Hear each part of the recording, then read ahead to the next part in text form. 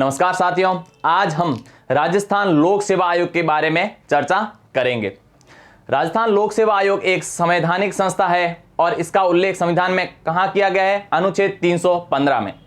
भारतीय संविधान के अनुच्छेद 315 से लेकर अनुच्छेद 323 तक आरपीएस से संबंधित विभिन्न प्रावधान किए गए हैं। राजस्थान लोक सेवा आयोग को भर्ती पद्धति का वॉच डॉग कहा जाता है, अर्थात यह भर्ती पद्धति का प्रहरी या रक्षक होता है। इसमें आपको क्या ध्यान रखना है कि यह एक संवैधानिक संस्था है। इसका उल्लेख कहां किया गया है? अनुच्छेद 315 भाग 14 और अनुच्छेद 315 के अंतर्गत। आरपीएससी से संबंधित कौन से अनुच्छेद है? अनुच्छेद 315 से अनुच्छेद 323। और जैसा कि मैंने बताया कि आरपीएससी को मेरिट पद्धति का वॉचडॉग या प्रहरी कहा जाता है। राजस्थान लोक सेवा आयोग की स्थापना कब हुई? आरपीएससी की स्थापना के लिए 16 अगस्त 1949 में राजस्थान सरकार द्वारा अध्यादेश जारी किया गया, जो 20 अगस्त 1949 में लागू हुआ। तो आरपीएससी की स्थापना शुरुआत में जयपुर में की गई, लेकिन सत्यनारायण राव कमेटी की सिफारिश पर इसे अजमेर में ट्रांसफर कर दिया गया। तो वर्तमान में आरपीएससी कहां है? राजस्थान के अजमेर में। क्या ध्यान रखना है इसमें कि इसकी स्थापना के लिए 16 अगस्त 1949 में अध्यादेश जारी किया, जो लागू कब हुआ? 20 अगस्त 1949 में। तो स्थापना कब हुई? 20 अगस्त 1949 में। कहां पर? जयपुर में। लेकिन सत्यनारायण राव कमेटी ने सिफारिश की कि इसे अजमेर हस्तांतरित किया जाना चाहिए। उसके बाद में इसे अजमेर में ट्रांसफर कर दिया गया। अब बात करेंगे आरपीएससी की संरचना में। आरपीएससी में एक अध्यक्ष एवं 7 सदस्य होते हैं। 7 सदस्यों का प्रावधान 2011 में किया गया।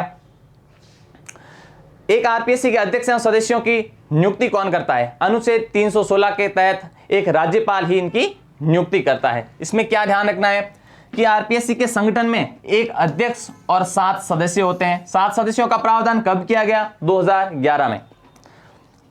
कुल सदस्य कितने होते हैं? 8। इनकी नियुक्ति मैंने बताया कि राज्यपाल करेगा। किस अनुच्छेद के तहत? अनुच्छेद 316 के तहत। आरपीएससी के अध्यक्ष एवं सदस्यों की योग्यता का संविधान में उल्लेख नहीं है, लेकिन एक शर्त का उल्लेख है कि 50% सदस्य ऐसे होने चाहिए जिन्हें भारत सरकार और राजस्थान सरकार के अंतर्गत 10 वर्ष का कार्यानुभव हो। क्या इंपॉर्टेंट है कि इनकी योग्यता का संविधान में उल्लेख है ही नहीं, लेकिन एक शर्त का उल्लेख है कि 50% सदस्य ऐसे होने चाहिए जिन्हें भारत सरकार अथवा राजस्थान सरकार के अंतर्गत 10 वर्ष का कार्य करने का अनुभव हो। अब हम बात करेंगे कि अध्यक्ष एवं सदस्यों का कार्यकाल कितना होता है। तो इनका कार्यकाल होता है 6 वर्ष अथवा 62 वर्ष, जो भी पहले पूर्ण हो। उससे पहले 6 वर्ष अथवा 60 वर्ष थे, लेकिन 41वें संविधान संशोधन के तहत इसमें चेंज करके 6 वर्ष और 62 वर्ष कर दिया गया। अध्यक्ष एवं सदस्य अपना त्यागपत्र किसे देते हैं? राज्य के राज्यपाल को देते हैं। तो कार्यकाल कितना होता है? 6 वर्ष अथवा 62 वर्ष, इनमें से जो भी पहले पूर्ण होगा।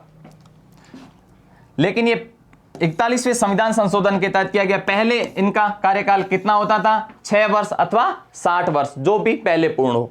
त्यागपत्र का मैंने बोला, राज्यपाल को अपना त्यागपत्र देंगे। अब बात करेंगे कि अध्यक्ष एवं सदस्यों को निष्कासित या हटाता कौन है।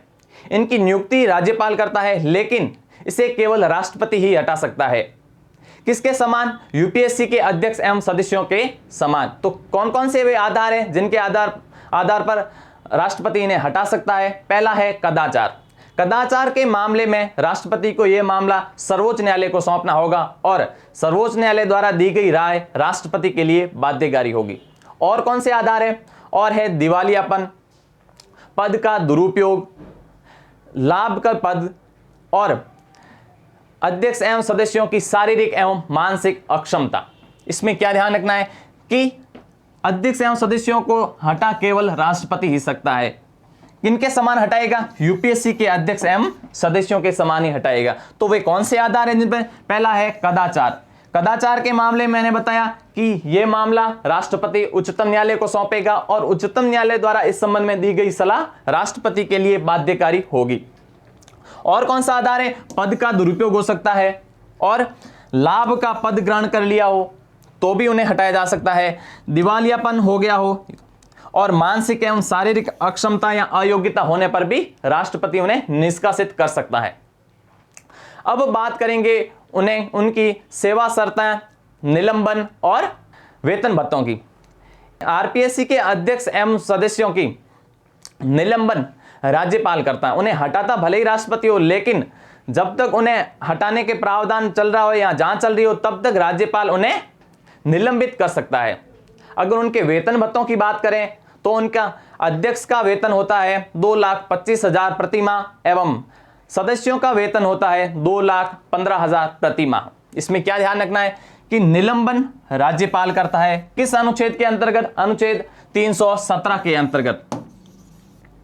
इनके वेतन भत्ते कितने होते हैं कि अध्यक्ष का मैंने बताया 2,25,000 प्रति माह एवं सदस्यों का 2,15,000 प्रति माह, और ये राज्य की संचित निधि पर भारित होते हैं, जिसका क्या अर्थ होता है कि विधानसभा में इन पर मतदान नहीं हो सकता, हालांकि इन पर चर्चा की जा सकती है। तो राज्य के संचित निधि पर भारित होंगे। अब बात करेंगे इनकी सेवा शर्तों की। अध्यक्ष एवं सदस्यों की सेवा शर्तों का निर्धारण राज्यपाल द्वारा किया जाता है, लेकिन पदावधि के दौरान इनमें प्रतिकूल परिवर्तन नहीं किया जाएगा। अब बात करते हैं कि आरपीएससी अपनी वार्षिक रिपोर्ट किसे सौंपती है, तो वह राज्यपाल को सौंपती है। किस अनुच्छेद के अंतर्गत? अनुच्छेद 323 के अंतर्गत। इसमें आपको क्या ध्यान रखना है कि अध्यक्ष एवं सदस्यों की सेवा शर्तों का निर्धारण राज्यपाल करता है, लेकिन पदावधि के दौरान उनमें प्रतिकूल परिवर्तन नहीं किए जाएंगे, अर्थात बढ़ाए जा सकते हैं लेकिन कम नहीं किए जा सकते हैं, या अलाभकारी परिवर्तन नहीं किया जा सकता उनमें। और आरपीएससी अपनी वार्षिक रिपोर्ट किसे देती है? राज्यपाल को देती है। किस अनुच्छेद के तहत? अनुच्छेद 323 के तहत। अब हम बात करेंगे कि आरपीएससी के कार्य क्या है। सबसे इंपॉर्टेंट कार्य है आरपीएससी का विभिन्न राज्य परीक्षाओं का आयोजन करना, जिसमें आरएस हो गया, आरपीएस हो गया और विभिन्न अधीनस्थ सेवाएं हैं, उनसे संबंधित जो परीक्षाओं का आयोजन है वो आरपीएससी करती है। इसके अलावा वो सरकार को विभिन्न मसलों पर सलाह देती है कि भर्ती की पद्धति पर सलाह देगी, अनुशासनात्मक कार्रवाई पर सलाह देगी। इसके अलावा पदोन्नति एवं स्थानांतरण के मामले में भी आरपीएससी से सरकार सलाह मांग सकती है, और कोई भी मसला जो सरकार आरपीएससी को सौंपे तो उनके संबंध में सलाह आरपीएससी देती है। इसमें कार्यों में क्या ध्यान है कि राज्य सेवाओं हेतु परीक्षाओं का आयोजन करता है, इसीलिए आरपीएससी को वॉचडॉग कहा जाता है मेरिट पद्धति का, क्यों? मेरिट के आधार पर विभिन्न भर्तियां करवाता है। राज्य सरकार को सलाह देगा किन मामलों में? भर्ती पद्धति के मामलों में, और पदोन्नति एवं स्थानांतरण के सिद्धांत क्या क्या होने चाहिए उनके मामलों में। किसी लोक सेवक के खिलाफ अनुशासनात्मक कार्रवाई कैसे होनी चाहिए उनके मामले में, और कार्मिक प्रबंधन से संबंधित कोई और मसला जो राज्य सरकार सौंपे। आरपीएससी भले ही एक संवैधानिक संस्था है, लेकिन उसकी शक्तियों पर काफी सीमाएं भी है। जैसे पिछड़ी जातियों एवं SC/ST के आरक्षण संबंधित मामलों पर सरकार उससे सलाह नहीं लेती। साथ ही राज्यपाल आरपीएससी से किसी भी पद या विषय को हटा सकता है। ये आरपीएससी की शक्तियों पर सीमाएं हैं। क्या है कि पिछड़ी जातियों और SC/ST से संबंधित आरक्षण के जो मसले हैं उनके संबंध में सरकार उनसे सलाह नहीं भी ले सकती है। और राज्यपाल आरपीएससी से कोई भी पद, सेवा और विषय उनके दायरे से हटा सकता है, ये उसके ऊपर सीमा है। अब बात करेंगे आरपीएससी के सचिवालय के बारे में। आरपीएससी का अपना एक सचिवालय है जो उसके विभिन्न प्रशासनिक कार्य का संपादन करता है। इसका एक सचिव होता है और 1969 से इसका सचिव एक आईएएस अधिकारी होता है। इसके प्रथम सचिव कौन थे और कौन सी प्रथम महिला सचिव रही है? वर्तमान सचिव कौन थे? वर्तमान सचिव अभी हरजीलाल अटल है। पहली महिला सचिव कौन रही है? ओटीमा बोरडिया। और क्या ध्यान रखना है? मैंने बताया कि सचिव एक आईएएस अधिकारी होता है। 1969 से इसका सचिव एक आईएएस अधिकारी होता है जो राज्य सरकार द्वारा नियुक्त होता है। इनके प्रथम सचिव का क्या नाम है? SS शर्मा। प्रथम महिला सचिव का नाम मैंने बताया ओटीमा बोरडिया। ये बहुत इंपॉर्टेंट है, एग्जाम में पूछा भी जा सकता है। और वर्तमान में आरपीएससी के सचिव कौन है? हरजीलाल अटल।